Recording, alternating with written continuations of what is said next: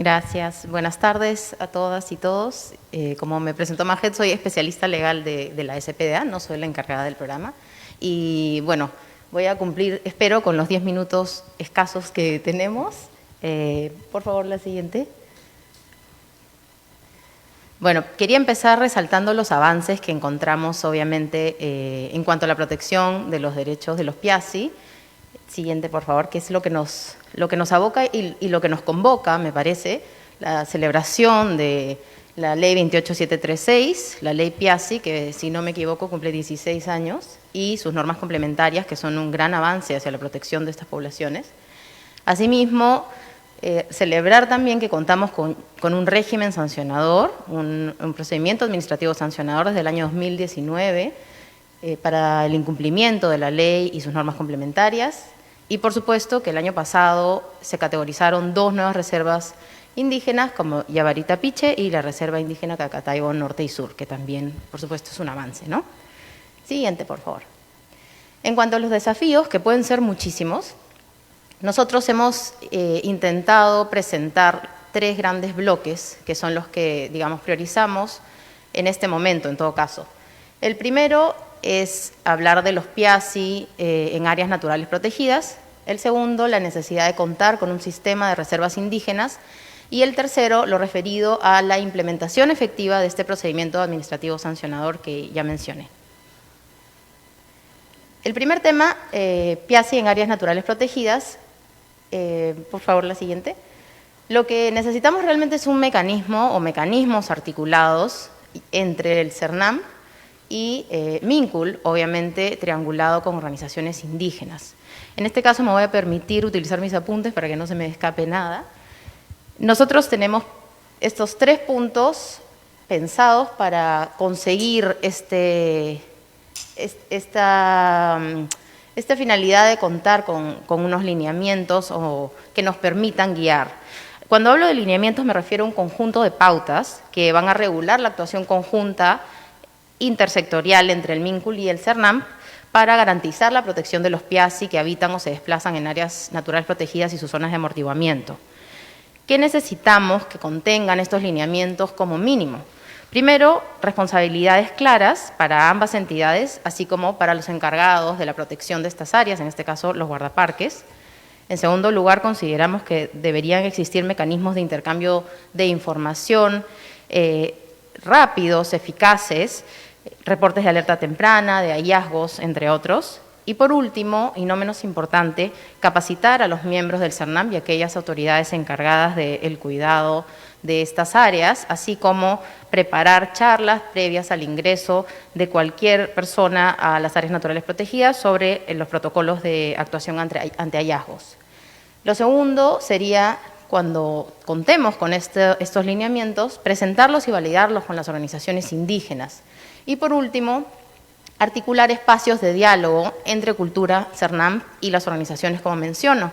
En este caso, principalmente nos parece relevante mencionar que nos encontramos en un proceso de actualización del plan director dirigido por el CERNAM y sería una buena oportunidad de dejar establecido el camino o la necesidad de incluir medidas y actuaciones conjuntas en el sentido de lo que acabo de exponer. Siguiente, por favor. Lo segundo es hablar de la necesidad de contar con un sistema de reservas indígenas, que sabemos que es una necesidad desde cultura y ya la hemos conversado muchas veces. Siguiente. Necesitamos un sistema que tenga 3 componentes principales. El primero, un componente financiero sólido.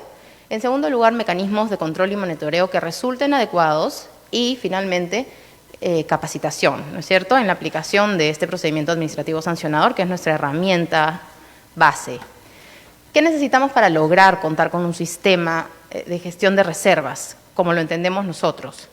Primero, partir de la experiencia que ya tenemos. No es necesario empezar de cero. Nosotros contamos con un Sistema Nacional de Áreas Naturales Protegidas por el Estado que ya funciona y que tiene características que deberíamos tomar en cuenta si queremos crear algo similar para la protección de reservas indígenas. Me voy a permitir, aunque no soy experta del CERNAM, mencionar algunas de ellas.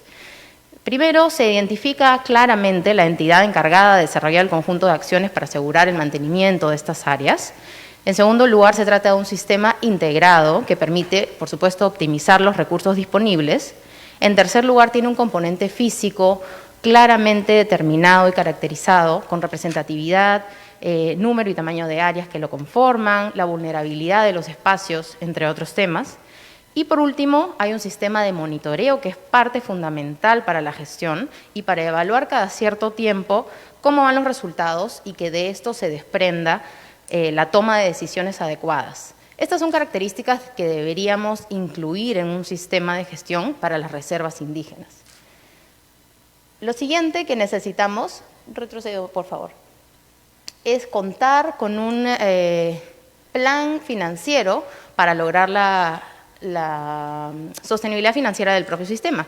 Para ello, obviamente, necesitamos hacer una estimación de costos, establecer las metas que va a tener ese sistema, estimar las fuentes de ingresos adicionales que permitan cubrir los costos para la protección de las reservas y, por supuesto, determinar con todo esto la brecha financiera, es decir, la diferencia que existe entre los costos y los ingresos disponibles. Sin eso, realmente no podemos ejecutar ningún sistema.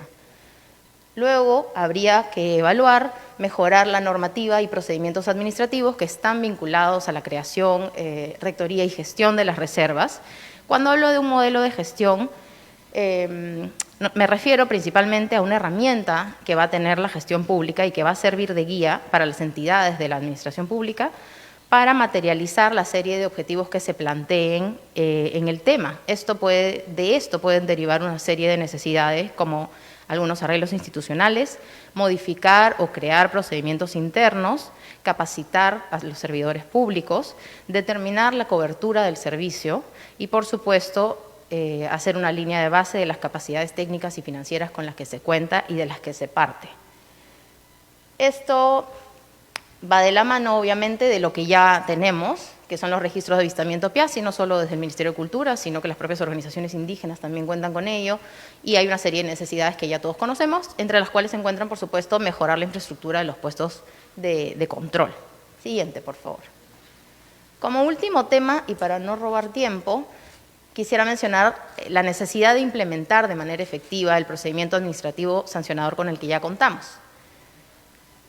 Desde el 2019 contamos ya con este reglamento, el Decreto Supremo 010-2019, que es lo que nos permite contar con un procedimiento administrativo sancionador. Sin embargo, después de 3 años, todavía no hemos logrado que esta herramienta se ejecute.